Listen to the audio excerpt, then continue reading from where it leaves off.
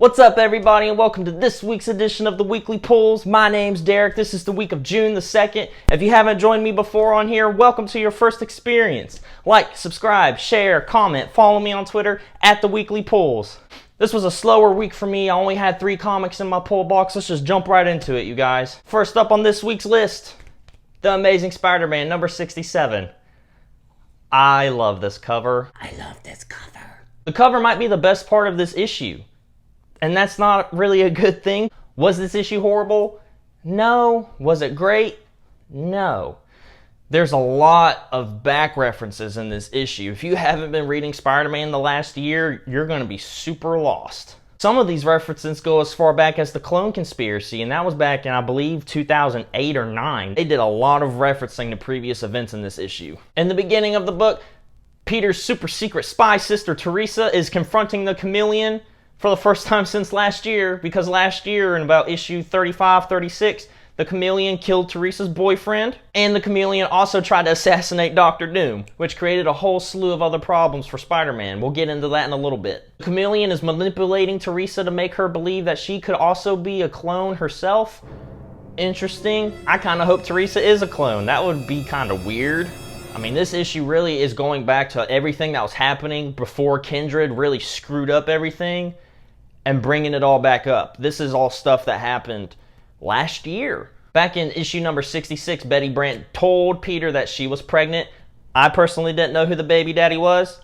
We found out in this issue, it's Ned Bleeds. Now this is where it gets super confusing. I'm going to explain it best I can. Guys, if you're watching this and I'm wrong, get in the comments and correct me, please. I am by no means a gatekeeper. Ned Leeds was believed to have been the Hobgoblin. He was framed. He's killed. First time. He's then cloned by the Jackal during the Clone Conspiracy. And at some point when he's cloned, he manages to meet up with Betty, knocked her up, and then he died again. Peter didn't have the heart to tell Betty this. He didn't know he knocked her up until now. And then, spoiler alert, at the end of this issue, Spidey sees Ned. And it's super confusing. So Ned has so far died twice and come back twice. I don't know where they're going with this. It's super confusing. Peter and his partner Jamie at Empire State University are working on their project, The Clairvoyant. Back in issue number 36, Peter used a clairvoyant to stop Dr. Doom from destroying Manhattan. Clairvoyant is a device that allows the user to see into the future, kind of like Doctor Strange does. You can see every possible outcome to every scenario based off of your own actions. That's what this clairvoyant does. Almost everything in this issue is a reference to past issues. Chance shows back up. He was back in issue probably 38, 39. Chance is running a supervillain casino. They're betting on how long is it going to take for Spider-Man to defeat this guy or this or that. You know, things villains normally would bet on. Chance corners Jamie and he's demanding him to build him his own clairvoyant when theirs isn't working right now itself. Don't know where they're going with this either. The best part of this issue is the last 2 pages. We get a build-up to Sinister War. Back in issue 66, Kindred did kidnap Doc Ock. We get a little bit of dialogue between Doc Ock and Kindred. Doc Ock can't remember being the Superior Spider-Man. Doc Ock made a deal with Mephisto back in Superior Spider-Man number 11. He can't remember anything about being the Superior Spider-Man. Kindred's talking about bringing those memories back to him, and he mentions starting a brand new Sinister Six. This is what's going to lead up to Sinister War. Was this issue great? No. Was it bad? No, you just really either you had to remember things from last year, go back and read your material from last year, or if you're lazy like me, you went on Google and said, okay, refresh me. There's a lot of things happening in Spider-Man right now. If you're not reading it, you got a lot of catching up to do. Sinister War starts this July. Issue number 68 comes out next week. It's an exciting time in Spider-Man right now. You don't want to miss Sinister War this July. Alright, next up we have one of my favorite indies on shelves right now. Nocterra, number 4. I love Nocterra. Nocterra is sick!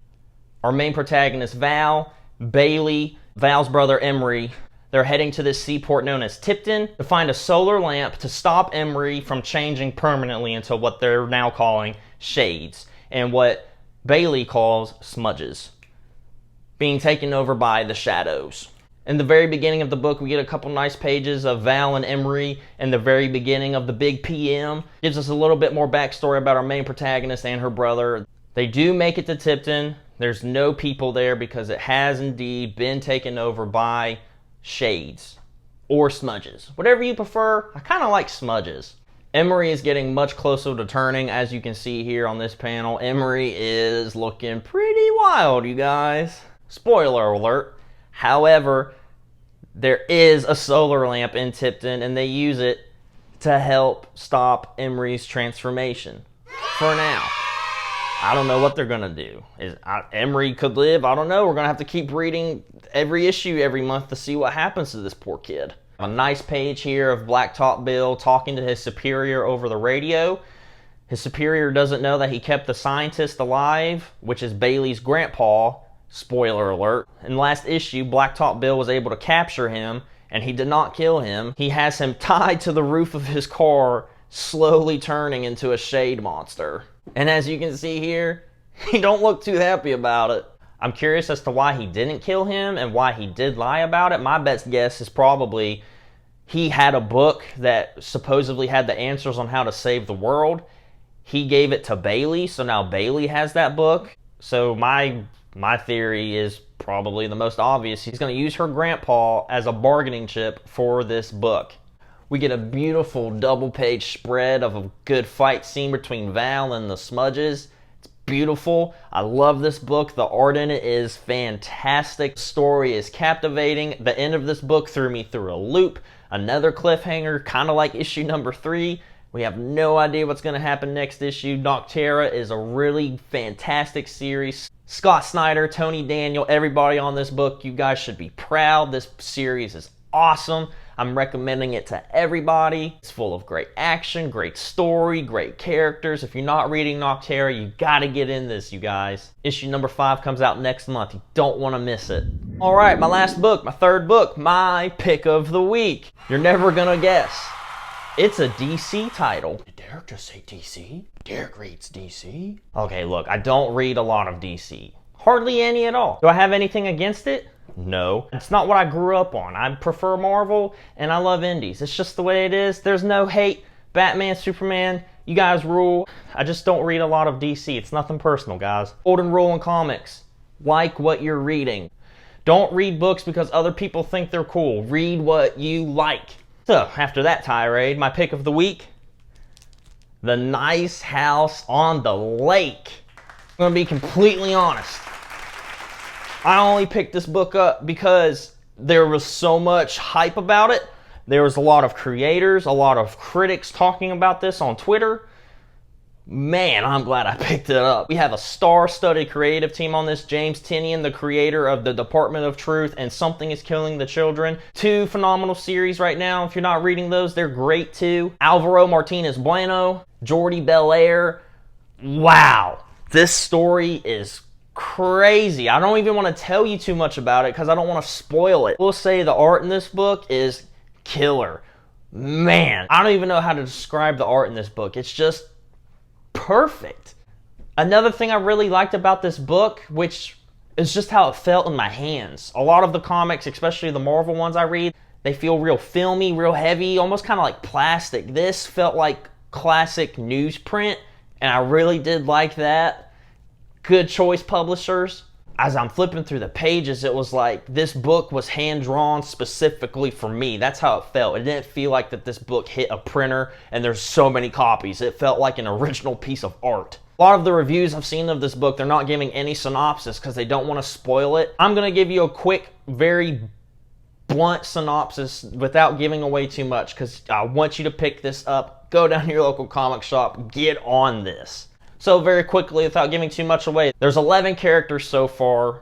There's this man named Walter. He invites 10 other people to his lake house. I'm pretty sure it's somewhere in Wisconsin. All of these people know each other. And right now, it seems our main protagonist is this lady named Ryan Kane, who he's calling the artist. Walter's given all 10 of these people different nicknames based off of all the different symbols on the cover of the book. Won't go too far into that because I got a feeling that's going to play a pretty decent part in the story here. There's a huge twist at the end. All I'm going to say is Walter isn't who they think he is. They've all known this guy for years. He is not who they believed him to be. That's all I'm going to tell you. When issue 2 comes out next month, I might go into more details so I don't spoil too much, but right now that's all I'm going to give you. Walter is not who he says he is. The colors, the mood, the constant ominous feeling in this book of not knowing what was going to happen.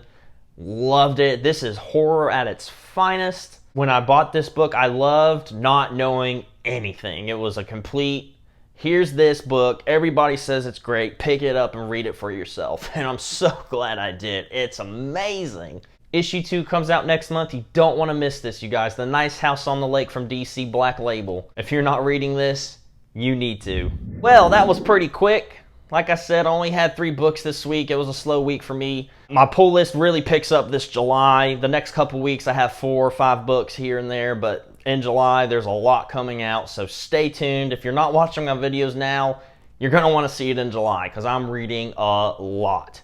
Like, subscribe, share, comment, tell me what you think. Follow me on Twitter at The Weekly Pulls. I'm very active on Twitter. Thanks so much for watching. I'll catch you next week on The Weekly Pulls.